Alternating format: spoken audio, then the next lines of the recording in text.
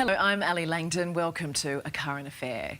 We're right in the middle of selling season. Saturday auctions, the hammer closing big real estate deals. For every successful bidder, many others walk away knowing they never stood a chance because of a dirty little tactic called underquoting. We all know it happens. It's almost an accepted part of the process. Well, not anymore, with a crackdown on real estate rogues like this. Do it like this. I said, mate, I'm the smartest one here. There was an A category that I did not win.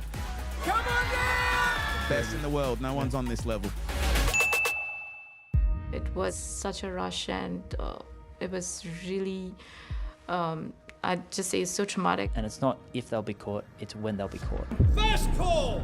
$1.05 million and $1.05 million. They won't know where, they won't know when.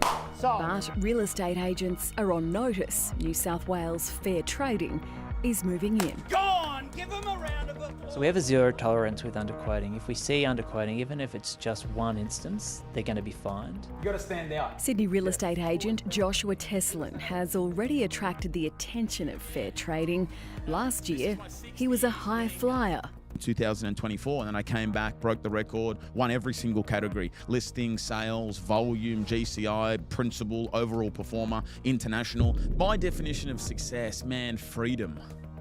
I don't have to worry financially anymore. In this podcast, recorded with a friend earlier this year, Joshua Tesolin may have spoken too soon. He's now been ordered to the sidelines, his real estate licence suspended after an investigation which found he may have engaged in underquoting the selling price at more than 100 properties, dummy bidding, producing false documents to fair trading, and using high-pressure sales tactics. Kirthi Padman signed up with Tesolin to sell her 5-bedroom home in Western Sydney. She says she's felt his high-pressure sales tactics firsthand. Since he got the agency agreement itself, he pushed us into signing that the same day. He just rushed through the entire process. He was like, it's a paper document, just go sign in. She and her partner claim Josh talked a big game. We'll get you the dream price. We'll get you 1.8 or up to 2 million. And then on the agency quote, like the agency agreement quote, he had put as 1.2, which was came as a shocker for us. And that's what the property was advertised for. And I was like, this doesn't match the value that we spoke. And he's like, hey, don't worry about it. This is my job. It's not yours. A lion doesn't listen to the opinion of a sheep. At the end of the day, I'm not everyone's cup of tea, man. Soon it became very aggressive. He was like, you just do your job, let me do mine. Kirthi says they were then pressured into setting an auction reserve of 1.5 million, well below what they were told they could expect. I want to do something I like, but also I want to be paid at the same time. If you set it to 1.5, from 1.5 we'll take it 1.6, 1.7, 1.4. They literally made it look like it's so easy for us to just go from 1.5 to 1.8. The house sold for 1.55 million. While Joshua loves a camera and loves an interview, he didn't want to speak to A Current Affair about these claims. But here's what he had to say about underquoting earlier this year.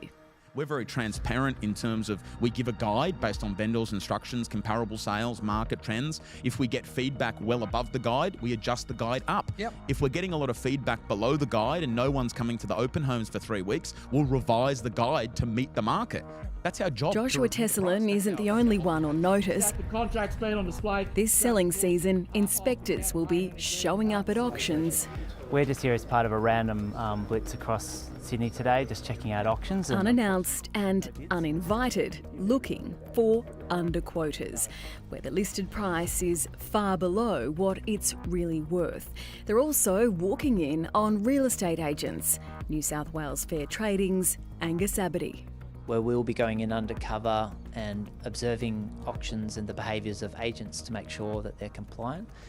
So we've done dozens of these over the past few months. Do you find that the same names keep popping up over and over again? Look, I guess anywhere you might particularly find your frequent flyers. Today we are with fair trading inspectors Alex and Stephen as they crunch the numbers and dish out the punishments. And what's the fine going to be today? The monetary amount, $2,200. Since July last year, Fair Trading has handed out 85 fines for underquoting by scanning online property sales listings.